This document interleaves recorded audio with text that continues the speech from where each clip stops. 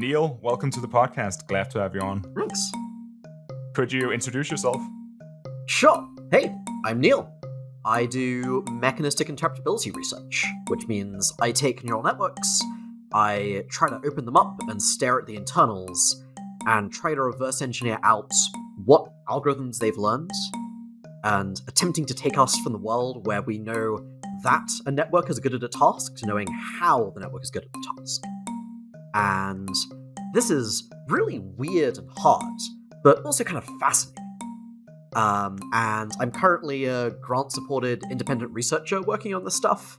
I previously worked at Anthropic under Chris Olah, who, in my opinion, basically founded the field. That's a debatable claim. And yeah, excited to be here, generally giving hot takes and trying to be helpful. Fantastic. So, how did you get into this career? Where did you start? Could you tell us your story of, say, your education and how you got into AI safety and mechanistic interpretability? Sure. So, my childhood is heavily marked by far too much time spent doing pure maths. I was very into doing maths Olympiads when I was in high school, was on the UK's International Maths Olympiad team. This naturally flowed into doing maths at Cambridge and being really, really into doing the hardest pure maths courses I could. And then towards the end of my degree, I was getting increasingly burnt out on doing things that were pretty and abstract, but fundamentally kind of useless. And I'd gotten pretty into effective altruism, both via my university society and when I was much younger, reading things like Less Wrong or Harry Potter and the Methods of Rationality, which holds a very special place in my heart. And yeah, I was originally planning on going into finance, but at semi the last minute decided that AI X risk just seemed really important. I was good at technical things and could probably maybe do something useful here, and was kind of confused and risk averse, but decided it was worth spending at least a year trying to investigate what on earth was up in the fields. Do I think I can do anything useful? I spent a year doing a bunch of back-to-back internships at some different labs, and I didn't really vibe with any of the exact things I was working on, but by the end of that had concluded, okay, something here matters. I believe there is important work to be done. I do not confidently believe that the people working on this already have things completely in hand and solved. Seems like I should obviously just continue trying to find the best way to contribute to this. And then I massively lucked out and got this amazing opportunity to work with Chris Olah at Anthropic, where he'd previously done a bunch of work reverse engineering image classifying models. And Anthropic was this new startup he'd co-founded where he was working on reverse engineering language models. And I was kind of involved in the early stages of that field. And this was just fascinating. I think it kind of appeals to multiple sides of my personality. There's the mathematical, computer science loving abstraction side, where you've got this network. Fundamentally, it is a mathematical object that is the stack of a bunch of linear algebra, and which I can just reason about on a conceptual level, and I know all the moving parts and how it works. It also appeals to my truth-seeking side, because I am trying hard to form true beliefs about this model. It's really, really easy to trick yourself, and to come up with a elaborate, complicated, elegant hypothesis when actually there's something really boring going on. Like, you think that there's some special structure of the input that needs to be there that the model is picking up on, and then you just try giving it some like random other input, and it does the same thing. And it kind of also appeals to the part of me that likes empiricism and feedback, because the gap between I have an experiment idea to test a belief about a model, and I just write code and get feedback is just incredibly short and incredibly satisfying. And this means that I can just iterate and form true beliefs, and it's delightful. Could we go back to the thing you said about being risk averse? So, how did that come about, and how did you perhaps overcome it to choose to engage with this field? I don't really know how it came about. I think just personality-wise, I'm a fairly risk-averse person. Things like does this feel like a kind of somewhat stable life path? Uh, does this seem like it's kind of somewhat socially legible? Like people think it's kind of cool and worth caring about? Does this feel like something I could imagine myself doing for several years? And where I'm not like afraid that the rug will suddenly be pulled out from under me? Um, this is kind of feels like a pretty big part of my personality. So it's kind of entertaining that I've ended up as a grant-supported independent researcher.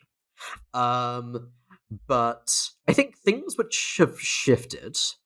So I think that there are some ways in which being a bit conservative and a bit risk-averse can be helpful. Like a classic mistake among uh, impulsive young men is, or young people in general, is have a wild, crazy idea you take really seriously and do something high risk and throw yourself into it entirely without checking, is this a terrible idea? And often the desire to be risk averse is protecting something. But also, often the world is just kind of wrong about important things. Um, like, I don't know, most people in January 2020 thought that COVID wasn't a big deal. Some of the people who thought it was a big deal are also the people I know who think AI X risk matters the most. And I think it's important. I've tried to become the kind of person you can notice when the desire to be socially conformist or risk averse is taking me away from what I think is actually important. And I think the arguments that human level AI is a thing that can happen, that it's going to be a really, really big deal, and will not by default be a good thing, just seem really compelling, even if they're kind of weird. One thing that's helped a lot is just being intentional about the social circles I hang out in and who I talk to, and just having lots of friends who are also working on these problems makes the socially conformist part of me a lot more comfortable, because lots of really smart people I know think that AI X risk also matters. This is obviously a double-edged sword, since, I don't know, if you hang out with people who all believe a certain thing, it's very hard to tell if that thing is just complete BS. But I think that making sure that I do spend time around people who share my values and who reinforce the kind of person I want to be has felt like a pretty good trade overall. Do you think you reduced your uncertainty that, say, AI could become human level or that AI could lead to human extinction? Or did you think more in terms of how important it would be if, what's at stake? So did you think about the stakes, or did you reduce your, say, empirical uncertainty about AI? What was most important? I would say both feel pretty important. Honestly, a lot of the personal decisions were dominated by, oh, I find working on mechanistic interpretability really fun, and I seem good at it. Such that it doesn't really matter whether I think AIX risk is a big deal versus an overwhelmingly enormous deal. It seems like the best, a really important problem that I'm unusually well suited to work on. So just finding things fun rather than weird, abstract, and kind of guilt flavored was pretty important. And I think just actually working on stuff, finding it fun, and getting feedback from the world that I was good at it was probably the most important thing there. I do think engaging more with the arguments, just talking with more people for whom this is actually a significant belief that has changed how they're living their life and what they're working on, helped make things feel more real. Kind of in a similar way to how, I don't know, thinking about trolley problems feels like a very abstract thing when forming moral beliefs to me, while actually thinking through moral decisions in my life and where I donate money, where I can do the most good is much more visceral. I think that actually thinking through day-to-day research decisions, what I want to spend my career on, in a way that was grounded in these beliefs, made them a lot more visceral, which just matters emotionally if my factual beliefs don't change. I think I did change my mind on some empirical things. In particular, I now feel like I've got a much more coherent story for a path by which we get from where we are now to a world where we have human level AI, and a world where we do not have human level AI that is aligned with what we want. And this is a pretty important part of taking AI X risk seriously. but that feels kind of secondary to the more emotional things, which maybe makes me a bad rationalist. But I think people often undervalue these and overvalue kind of cold, hard logic. So, how attractive is mechanistic interpretability as a field for a person that's very into pure mathematics, say mathematical elegance? How developed is the math in mechanistic interpretability compared to other areas of mathematics? So I would say that it's not really an area where there's really deep and sophisticated mathematical theory, though there's enough mathematical things that's useful to be able to think clearly about that having a maths background is useful. Actually, also recently worked on a project with one of my mentees where we reverse engineered small networks trained to do group composition, which is a kind of intro level maths course. And we discovered it had this algorithm involving representation theory, which is a kind of more involved early grad school level pure maths course. And this was a really cool investigation where both of us having maths backgrounds was really helpful. But in general, yeah, I'd say the main things you need to know are just models are heavily based on linear algebra, multiplying vectors by matrices, having a really, really deep understanding for how to think about this, and reasoning through problems in linear algebra, and also problems in probability theory, calculus, and information theory, which are maybe the other things that feel most relevant. But I think I really enjoyed pure maths, and I really enjoy mechanistic interpretability. But to me, it feels more like a transfer of flavor than a transfer of specific domain knowledge. Like, day to day, I am thinking about a mathematical construct of a neural network that is a massive soup of linear algebra. I'm trying to reason about what kinds of functions could be expressed inside the soup of linear algebra. And then I'm being a truth-seeking empiricist who runs experiments to check for this. And this kind of iterative truth-seeking while also reasoning through abstractions and trying to form true beliefs about a complex system is part of what I loved about pure maths and solving hard maths problems and reasoning through a theorem. It's not what everyone enjoys about it. I also should emphasize that there's lots of people who do great mech-interp work, short for mechanistic interpretability and is much less of a mouthful. There are people who do great mech-interp work who do not have maths backgrounds and aren't particularly good at this. But as a pure mathematician, that's kind of what I vibe with about it. I feel like it's still a bit abstract what it is that you actually do. So if we try to think about in very down to earth terms, when you're looking at the screen in your day to day work, what are you looking at? Are you visualizing the weights of the network? How does it look for you when you work? So the feel of the work is, well, when things are going well, the feel of the work is that I'm in this tight feedback loop where, so I have this model.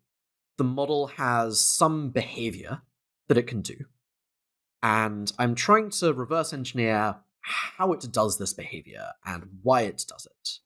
A concrete example is this.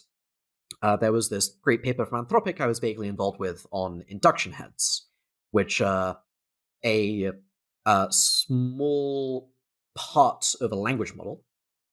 We often use the term circuit to refer to a kind of sub part of a model doing a specific task that's part of the model's overall what it's doing. So induction heads are this tiny circuit which it detects and continues repeated text. For example, if you've got if there's an article about Gus Docker and the name Gus comes up followed by Docker in the past, so the way language models are trained, they're trained to predict what comes next, like what's the next word. So when it sees Gus, it checks where was Gus in the past, what came after that, Docker should come next. And so I'd take a model with some behavior I want to interrogate, like this. Oh, it knows that Docker comes next if Gus Docker came in the past. And then I try to understand how it does this. And there's a toolkit of different techniques I might use for this. One of the simplest is this idea called direct logit attribution, where there's a bit of jargon, but what it basically means is the model has this output called logits, which represent how likely it thinks each next word is to arise, and this is a linear function of what each bit of the model has output, where the important bit of linear function is it means you can break this down into what was contributed by each bit of the model, and I can just check which bits of the model most contributed to the fact that it thought Docker came next, and then plot a picture where each component is colored by how Dockery it was. And that's like one example of the thing I might be doing day to day as the first step. Yes, yes. Tell me if you like this analogy. So, when you're looking at a neural network, perhaps that's somewhat analogous to the brain. And then you're trying to understand which parts of the network are responsible for which functions. Perhaps somewhat analogously to how the brain, different regions of the brain are responsible for different functions of the human body, or the speech center, or the center for balance, something like this. How well does that analogy work? It's okay. Uh, I think that the neural networks are basically like human brains thing is pretty overblown, though I do think digital neuroscience is a reasonable enough handle on what mechanistic interpretability is. One of, in part, I think just the name neural network is really misleading because it sounds like, oh, super brain like, where if you look at the actual internal function of networks, they're wildly different from our brains in a bunch of ways. Like, in a network, every neuron is connected to every neuron in the next layer, what's called being dense, while our brains are sparse. And generally, in our brains, neurons are either firing or not firing, while inside the model, how much it fires is like a really, really important thing. And I'm not a neuroscientist, so it's very plausible that a lot of what I'm saying is just wrong, which is also part of why I don't want to claim that what I'm doing is like neuroscience. One fun kind of day-to-day difference is just it is so much easier to do experiments on a neural network than a brain. I can just to figure out what's going on in a brain, you need to stab in electrodes, and you might kill your patient, and IRBs often disapprove of this, and you often need to cut things open and have careful hand-washing procedures, and it sounds like a mess. While with a neural network, I can just say, this is a computer program. I will run it. I don't know what the computer program does, but I know what each of the steps is, even if the step is just multiply an enormous vector by an even more enormous matrix and get out a new vector. I can just save every intermediate thing that I get when I'm running this model. And I can even insert at some specific point in the model, let's replace these 5 entries in that vector with another 5 numbers, and then look at what happens. Yeah, right. So it's much easier to do experiments on digital neural networks than actual or physical neural networks, aka brains. But when you're doing these experiments, how does it actually work? Are you sometimes running an AI model can be very expensive and require a supercomputer. But when you're doing these experiments, you say that there's a tight feedback loop. So I assume that you're running them rather quickly. So you're running parts of a network, or how does that work? Sure. So there's 2 important things to clarify here. There's the difference between training and inference, and the difference between and the question of how big the model you're working on is. So when machine learning models are made, there's this stage called training, where models are made up of parameters, a very long list of numbers that determine exactly what the model does, and then it's given an input and it produces some output based on these parameters. And during training, you give the model a massive pile of data. It keeps looking at a data point.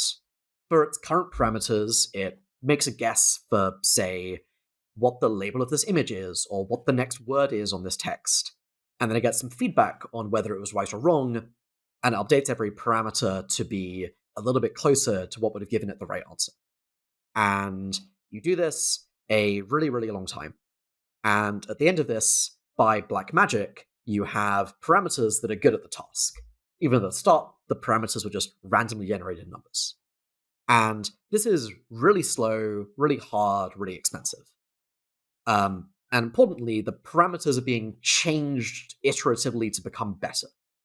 And then at inference, you just fix the parameters, and you just give it an input, and you look at the output. And this is much faster and cheaper. So, for example, GPT-3, I believe, was trained on hundreds to thousands of GPUs. And running GPT-3 is a bit of a headache, because it's just such a big model. It's got 175 billion parameters. Generally, these models are run on GPUs, and most GPUs, like the expensive GPUs, can maybe hold 20 billion numbers. So you just need to spread it across a bunch of things, and it's kind of a headache. But it's like much easier and faster if you're doing inference. And generally, when interpreting a model, I'm taking a already trained model that people are using, and then trying to treat it as this alien organism that I want to investigate. And yeah, so that's training versus inference.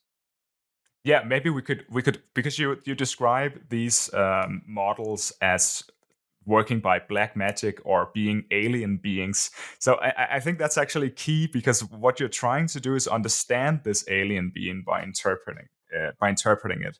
Do you feel like you're working with something that's truly alien from you, or how do you feel when you're trying to interpret these models? Alien is a weird word. I think when I hear the word alien, it connotes something like fundamentally unknowable or bizarre and mysterious. And my current vibe about networks is networks are weird, but that they fundamentally make sense given their constraints. But that their constraints are very different from my constraints. In particular, the way I think about the world, and the way I think many people do, especially on the technical side, is in kind of logic and abstractions, and I don't know, I write code, and the code has all of these if this then that, for everything in this list do blah blah blah statements. And it's all kind of very formal, precise, while internally, networks are built on linear algebra.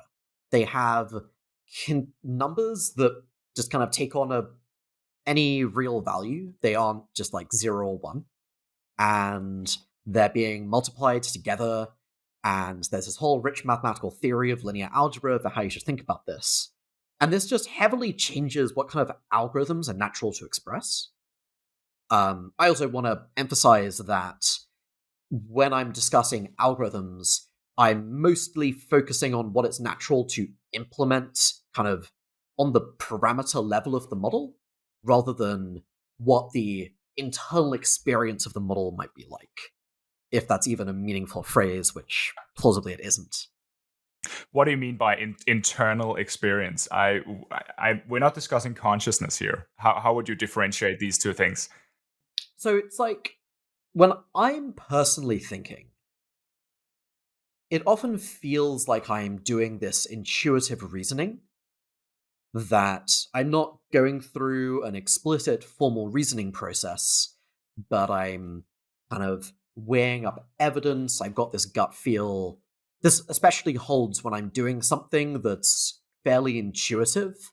Like if I'm talking to someone, there's normally a part of my mind tracking, is this person annoyed with me? Are they enjoying themselves? Do they look happy? And I'm not running it doesn't internally feel like I'm running an explicit algorithm. But I also have no idea how my brain is implemented. And very plausibly, there's some kind of algorithm in there.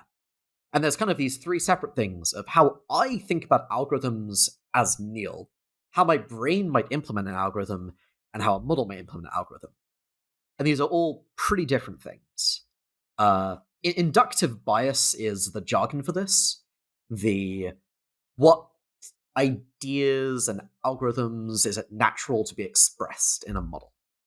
One concrete example of this is, so one of my main projects as an independent researcher has been this work on grokking, where I was reverse engineering a model trained to do modular addition, kind of clock arithmetic, like 11 plus 5 mod 12 is 4 because it wraps around when it gets bigger than 12. And to me, modular arithmetic is basically about you do addition, and then if it gets bigger than the modulus, you just like make it smaller. And addition, I think of through an algorithm like the kind of things you learn in primary school. Just add the digits, carry the 1, add the tens, carry the 1, etc. And maybe a network would learn something like binary addition because that's what's natural for a computer. But it turns out the model has learned this wild algorithm involving triggered entities and Fourier transforms, where what it's basically decided to do is to, rather than thinking about modular addition as numbers that eventually wrap around, it's thinking about numbers, say, mod 12 as rotations of some number of twelfths around the unit circle, and it's learned to combine these rotations. So let me know whether I've lost you. This is getting in the weeds. No, it's interesting. What you're saying is, to summarize, it's invented or it solves a problem that we would solve with simple math using very advanced math, or at least more advanced math. And this is a surprise to us. What's interesting to me here is that we are surprised because what you're describing is that on some level we understand very well what's going on with neural networks. We have the math, we understand how computers work, but still we're surprised at what they come up with. And so there's in some sense we understand what's going on. In some sense, these networks aren't alien to us, but in another sense, that we can be genuinely surprised by how they solve problems. Yes. One way to frame it is kind of learning just another way of thinking. Like, what is it natural to express in this network? Where, for me, thinking about modular addition as rotations is really weird, though it does technically work. Like, if you rotate by 7/12 around a circle and then rotate by 8/12, that's 15/12, but because you wrapped around, that's just 3/12. 7 plus 8 is 3 mod 12. This is a valid way of thinking about it. But it turns out that these geometric transformations are just much easier for a model to express, because you can express all of this in terms of vectors and matrices, which are the natural language of a model. And a lot of what has felt to me like the skill in learning mechanistic interpretability is learning to think in what kind of things a model might express. And I've actually been involved in this great work with someone I'm mentoring called Bilal Chuktai. Am I butchering his name? Sorry, Bilal. And we recently wrote this paper looking at how models look at groups in general. And I think I touched on this briefly earlier. It uses this area of maths called representation theory, which basically extends this thing of rotations around the unit circle to geometric transformations of much larger groups, of like much higher dimensional spaces. Like, we found that a model had learned to think about geometric transformations of a 4-dimensional tetrahedron. And, like, what? But if your natural thing is linear algebra, this is a kind of reasonable thing to express. Do you find yourself developing an intuition for how AI models think, so to speak? So do you begin to think the way that we might imagine that they think, in terms of where everything is ultimately based on linear algebra and binary? So I do want to disentangle how a neural network might think in the terms of how my brain implements neurons firing and synapses and neurotransmitters and all of that crap, and how a network thinks in terms of my internal experience of sometimes having these intuitions, sometimes doing formal mathematical reasoning, having a conversation, etc.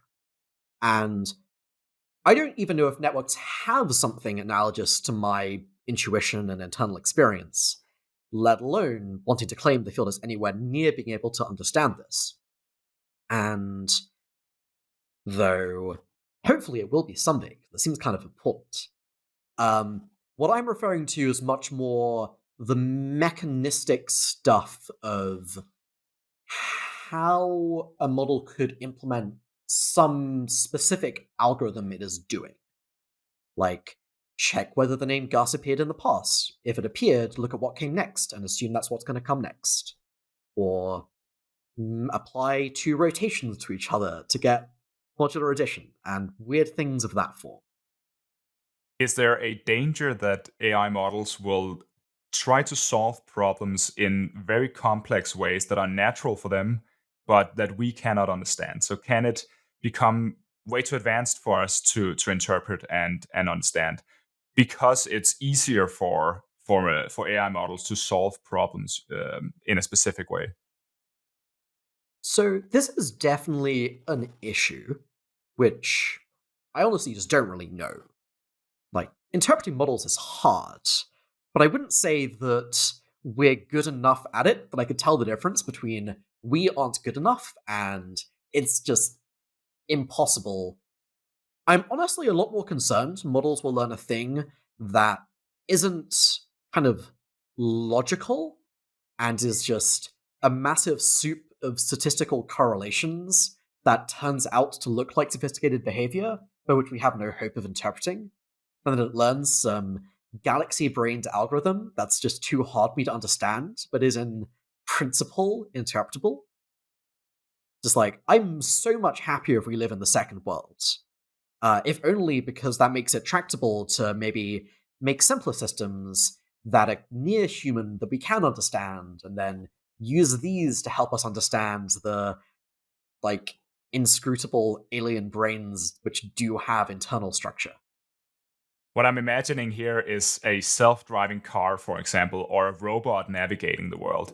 And I'm thinking that this is extremely complex. And then if we're trying to interpret what's going on in a network like that, is it even approachable? Because who knows what's been developed in training, right? It could be extremely complex, involving all sorts of things that we have trouble in untangling. So I think there's two things to distinguish here. So I often think about what's happening in a model in terms of these two concepts, features and circuits. So a feature is some property of the inputs the model is detecting. For example, this word is a noun, or this is the second word in Eiffel Tower. And a circuit is a kind of some actual computation or reasoning, uh, reasoning in the mechanistic sense, not in the internal experience sense, that the model is learning how to do. Like, if I am looking for a city and I recently had a big European landmark appear, look for the city that came in, which is the kind of thing that a model uses to answer the Eiffel Tower is in with Paris. And yeah, I think that there's the question of, do models learn weird, inscrutable circuits, some incredibly complicated algorithm I have no hope of understanding, but where kind of the outputs and internal representations kind of make sense. And that seems like okay. It's, if we can find a way to figure out what the features represented are, I'm pretty happy. And then there's, does it learn weird alien abstractions about the world that we have no hope of understanding? Like how, if you trained a model in the late 1800s, in some hypothetical steampunk world, it might learn to reason about the world through quantum mechanics. And That does not seem like a thing that I would trust my ability to reverse engineer. Though that would be such a great story if people had discovered quantum mechanics by reverse engineering an AI trained to model physics. Do you think something like that could actually happen with us? Could it be the case that say future advanced AIs will help us understand physics or chemistry in a deeper way than we understand it now? By and I'm thinking that the story here would be that it's that the model discovers something and we reverse engineer it and then develop better theory. Is that plausible too?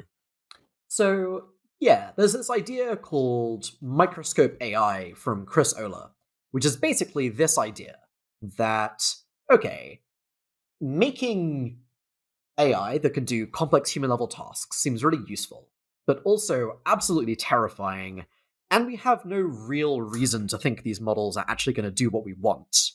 And if there's one thing I've learned from the field of AI alignment, it's that we do not know how to align these things. So what if, rather than making a thing that acts in the world, we just make a thing, then never turn it on, and just try to dissect its brain, and reverse engineer what it's learned and what kind of thought processes it has, and then just understand these for the value of understanding them and the understanding it brings, or try to make some simpler thing that implements these algorithms. And I think, and I believe Chris would agree with me, that this is not actually a thing that's likely to happen before we get things that are just capable of acting in the world and doing things, and this being way more useful. But it's a fun, romantic image. Definitely romantic image. True. And if we're in a world where we actually make human level AI and it is aligned with what we want, and we need to figure out what humanity's place in a world like that is, I definitely hope that we're able to understand science and ideas from these systems. Even if, I don't know, it is probably strictly easier to have a system that can explain the scientific concepts that it understands to a human in an understandable way than to reverse engineer it. Could you take mechanistic interpretability and then place it into the larger context of AI safety? Where does it fit into the broader research field that is AI safety? Sure. So the broader field of AI safety is kind of a mess, and there's lots of different people who have very different views on the problem and how to go about solving it, as is good and how the world should be for as confusing and messy a problem as AI alignment. A couple of important axes along which people vary. There's the school of people who work on prosaic AI alignment, meaning we want to figure out how we would align a human level system built on current day techniques. And the field there focuses, this can just mean neural networks and deep learning, but practically nowadays it normally means looking at large language models like ChatGPT and thinking about what a human level system built on this kind of technology might look like. And I would say that most mechanistic interpretability work fits into that category of trying to really engage with these models and understand how to reverse engineer those. Another big dividing question is empirical work versus conceptual work, and a kind of underlying question about the importance of feedback loops, where you get these people who are working with these large models, or otherwise working on real deep learning systems, even if they're somewhat more toy, and trying to model parts of the alignment problem and figure out how you might solve it in practice. And then there's all sorts of people who are thinking through what are the threat models we might care about? What are the ways that an AI might actually be dangerous? What kinds of solutions could we come up with, and do these work on a conceptual level? And there are researchers like Evan Hubinger and Paul Christiano's Alignment Research Center that I think do some pretty solid work here. But there's one of the really hard parts about doing conceptual work is having feedback loops and having the ability to distinguish between are you doing things that are correct and truth tracking, or have you gone off into your vast castle in the clouds of pretty philosophical concepts that don't matter? How pre yeah, so the AI safety field as a whole, do you think it lacks a unified paradigm? Is it kind of how, to what extent is AI safety still fumbling around trying to find something, a base to build on, or a unifying paradigm on which all researchers can agree on the basics? Say that, you know, quantum mechanics is such a paradigm in physics. How far are we from such a paradigm in AI safety? Sure. So I would at least somewhat argue that we don't really have a paradigm for deep learning, at least in the sense of no one really knows what's going on. Though, arguably, there is a paradigm in terms of how you make GPUs go brr and produce systems that are better, uh, which sadly is much easier than making systems we understand or which do what we want. And I would say that the field of AI alignment definitely does not feel to me like it has a clear paradigm. I would say that mechanistic interpretability feels like it's converging a little bit more on a paradigm, or at least a shared set of methods and techniques and philosophies. But also that there's lots of people, lots of very different opinions. I've recently been reading Thomas Kuhn's The Structure of Scientific Revolutions, which I believe is the origin of this paradigm and notion. And lots of the things he refers to, like researchers bitterly arguing about the right techniques to use and the right ways to interpret evidence, I definitely vibe with. But I also want to challenge a bit the framing of the question, where to me, I feel like when I hear paradigm, there's this connotation that this is good and what you want. And I feel like it's easy to have a incorrect, overly restrictive paradigm. And I think that it's good and important for there to be some metric by which you can measure progress. Not necessarily an explicit metric like a benchmark, but just a kind of agreed upon set of norms and principles to evaluate whether this work is good or not, and what are the problems you want to work towards. But I think it's also very easy to get really caught up in specific paradigms. For example, a lot of Eliezer Yudkowsky and Nick Bostrom's early work on AI X risk is built on these specific frameworks around expected utility maximizers and kind of sovereigns who are modeled as these omnipotent things who can just act in the world and just are smart so they can do whatever they want. I'm caricaturing. But I think there's lots of aspects of this that just don't match our understanding of modern deep learning. And I think the field had coalesced around that paradigm that could actually have been bad. My ideal is probably a field with maybe 3 robust paradigms and then a long tail of people trying to make their own paradigm, so that there is I don't know. I think that the paradigm of let's figure out how to align GPT-3 or ChatGPT or GPT-4, etc., how to make these systems do what we want, and go from that to eventual AGI seems like by far the highest priority thing. And I think there could be a paradigm forming around that. That would feel pretty good to me. But I never want it to be the entirety of the field, because we're trying to speculate about this future technology and what could go wrong with it. That is not the kind of thing where you should have consensus.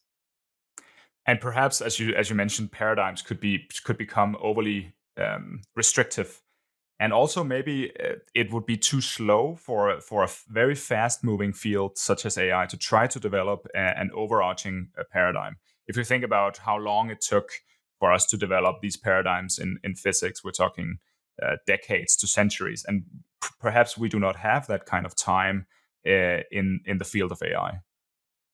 So I think there's lots of different things that you can mean when you say forming a paradigm, and in particular trying to form a paradigm, that it's worth trying to disentangle.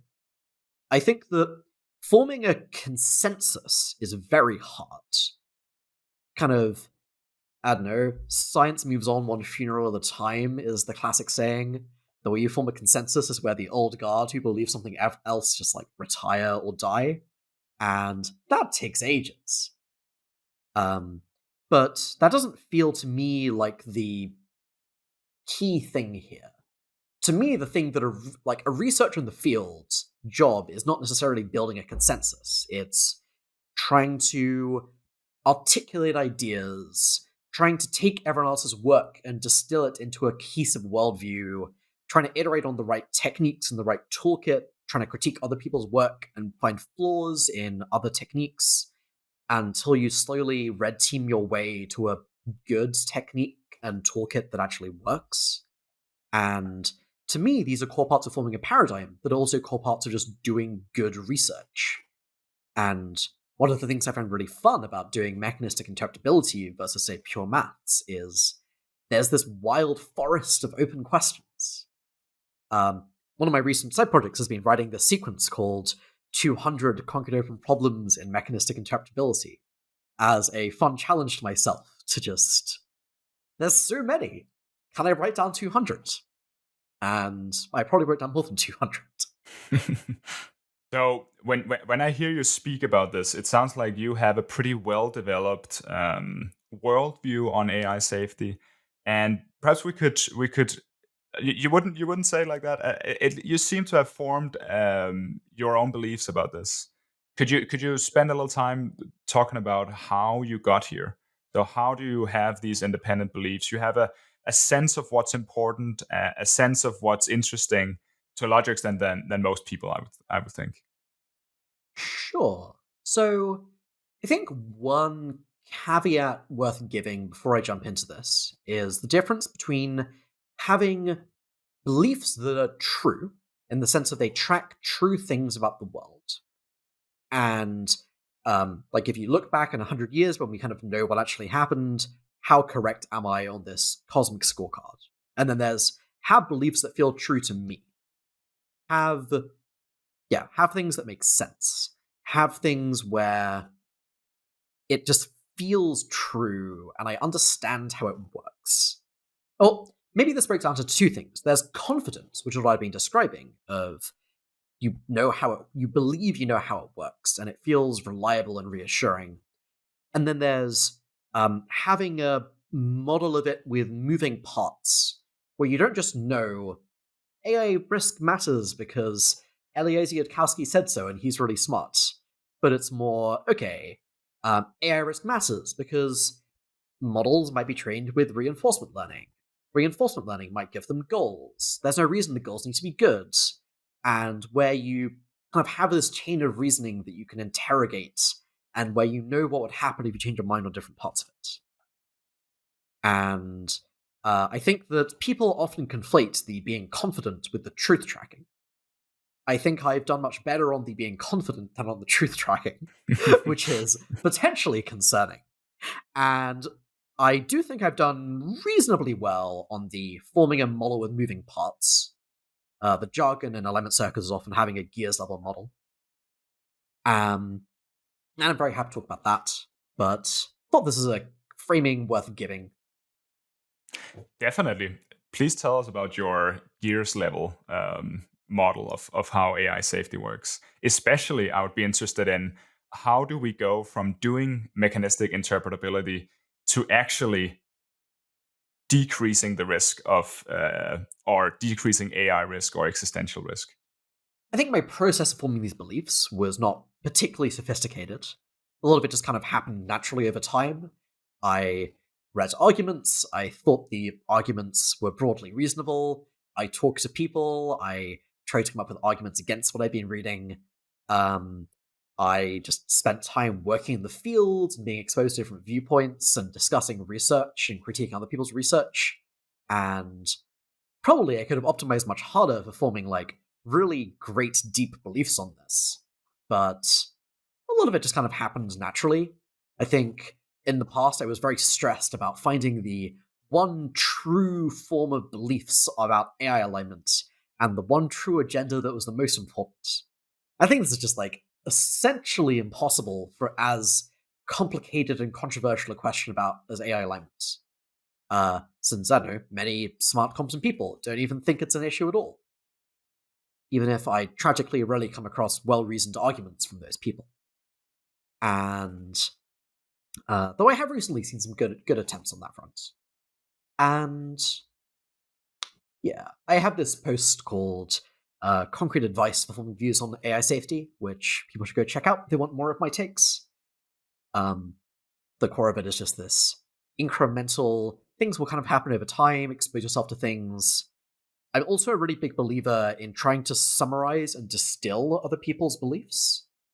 Like, take an argument or an article or a research you respect and try to distill down their arguments or beliefs to a kind of bullet point or tree structure where you see their beliefs and how they depend on the previous ones.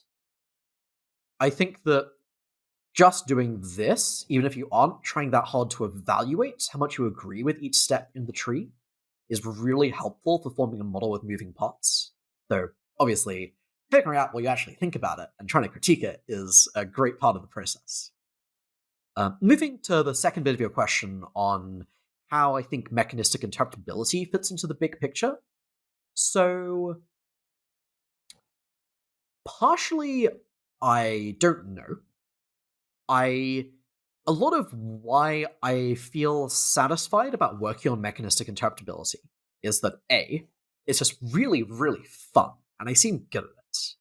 And it's grabbed me so much more than the other areas of alignment I've tried. And I think there is something to be said for just, if there's lots of things that seem pretty good, work on the thing that you think you are comparatively best at. And part of what makes the risk-averse part of me feel satisfied is I think that if we understood more about what was going on in potential human-level black box systems that are shaping the world and potentially following goals we don't want, which seems like, yes, obviously understanding them will help. How could it possibly not help? And that my work is not relying on a specific fragile argument where if I change my mind about some key assumption, everything comes crashing down. I do think there are key assumptions, but most of them are the empirical and scientific questions of, will any of this work? With maybe a side serving of, will this net be helpful for making the system safer, rather than understanding them, just letting us make them better and faster? Which is another thing that I think anyone researching this stuff should be thinking about. But yeah, so with all of those caveats aside, I should occasionally give actual answers instead of pure caveats. One story that I find pretty compelling is that, so it's very easy to give an input to an AI system and see its output, and to study its kind of overall behavior.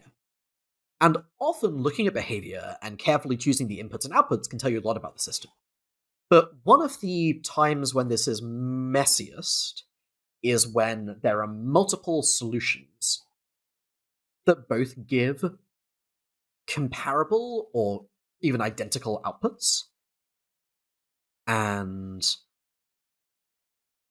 one of the ways I think mechanistic interpretability can really shine is if you're trying to reverse engineer what algorithms the model has learned, and there are multiple algorithms that lead to the same behavior, you should be able to distinguish between these two algorithms.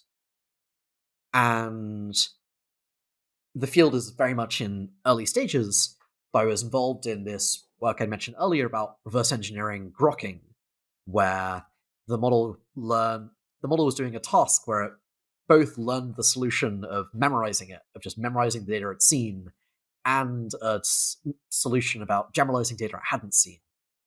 And mechanistic interpretability got a lot of traction there. But I think that more broadly,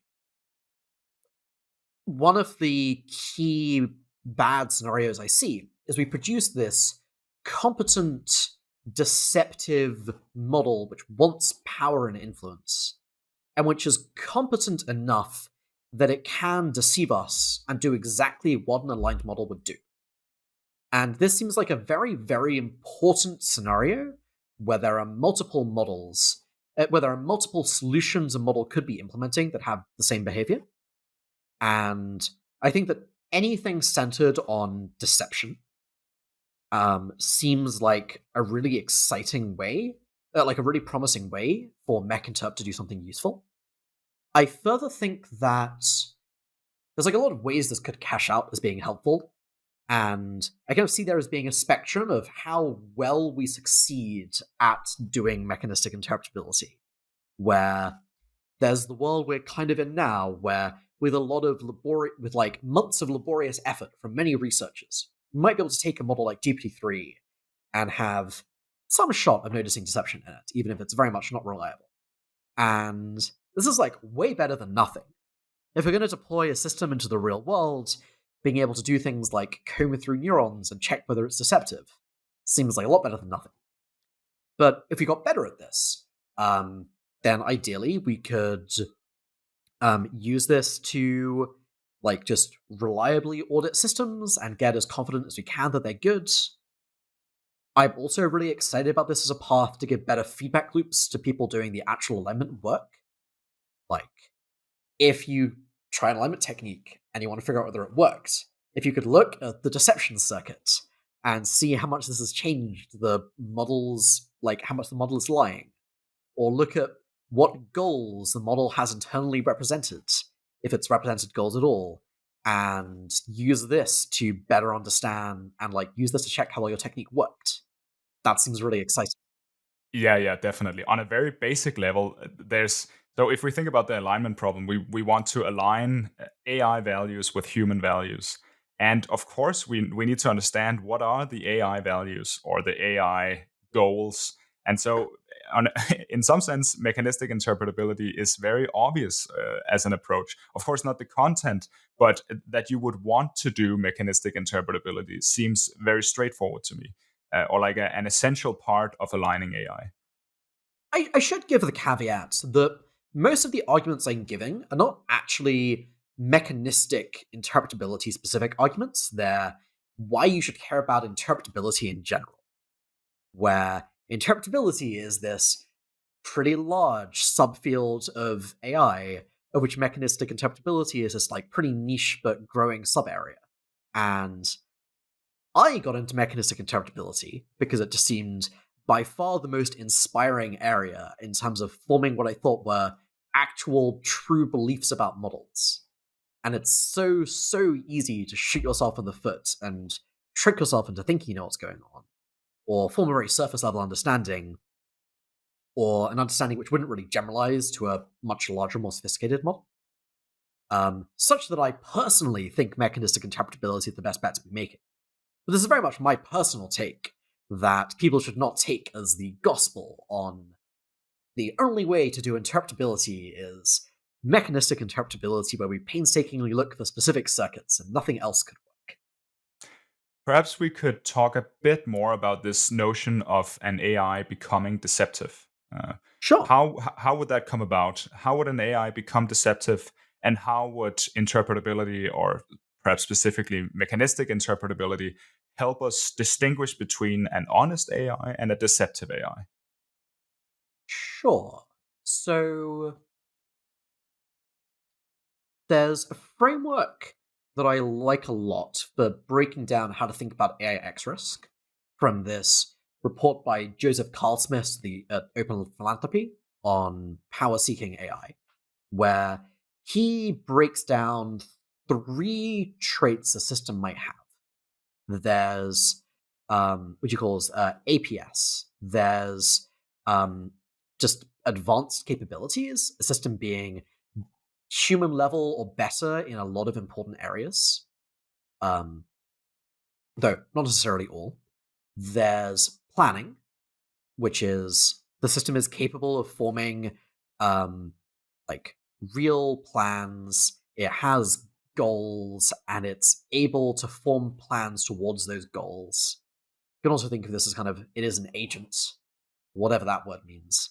And strategic awareness, which is it kind of knows its context. It knows it is a language model being trained by a company called OpenAI on the internet to predict the next token, or whatever. And the argument goes that if you have all of these, that for most possible things a system might want, assuming the system has goals, which comes under this kind of agentic planning assumption, then it's going. There are generic things like having power and resources and money and autonomy that are just really useful towards these, unless you get exactly the right goals.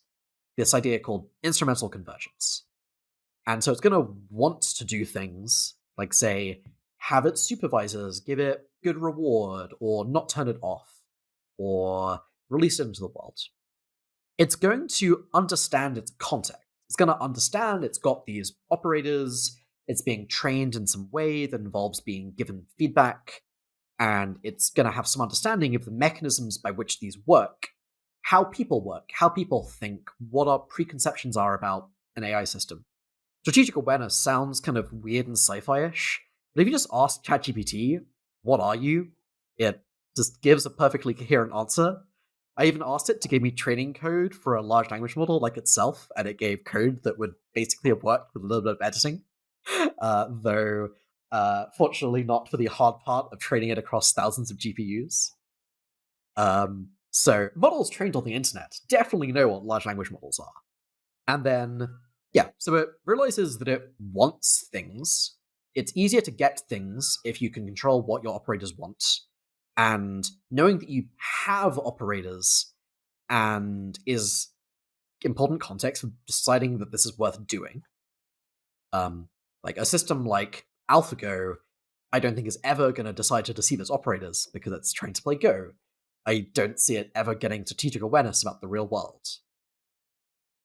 And then it has the advanced capabilities to actually do this. So yeah, to summarize, having goals, planning towards these goals, having the awareness of its context such that it realizes the deception is useful, and the instrumental convergence such that deception is useful towards its goals and doesn't heavily conflict with them, and then being competent enough that it can use its understanding of its context to, like, successfully deceive people. But if we can figure out what's going on inside these networks, then we can distinguish between deceptive AIs and honest AIs. This is the hope. Yes, this is the hope. Hopefully we can. Yes. So I definitely do not want to claim that this is a thing I am confident we'll be able to do, or that mechanistic interpretability is obviously the best path to do this. But I do think it is the kind of thing that I think mechanistic interpretability could be the right tool for. In particular, I think that things around what goals does this model have and what algorithms is it following for these actions are the kinds of things I think mechanistic interpretability is like targeting.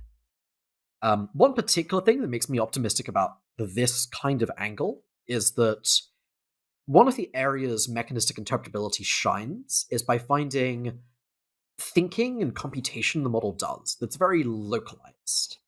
That's either specific to some behavior and which is specific to some components of the model, like some layers and some neurons, and which is not where, like, most of the model just doesn't actually matter that much. And it's an open question to me about how these models work, of whether this localization is a true thing in general, rather than just the somewhat cherry-picked areas the field has studied so far. But it's plausible to me that for really important things like goals, there is some semi-localized, semi-explicit representation somewhere.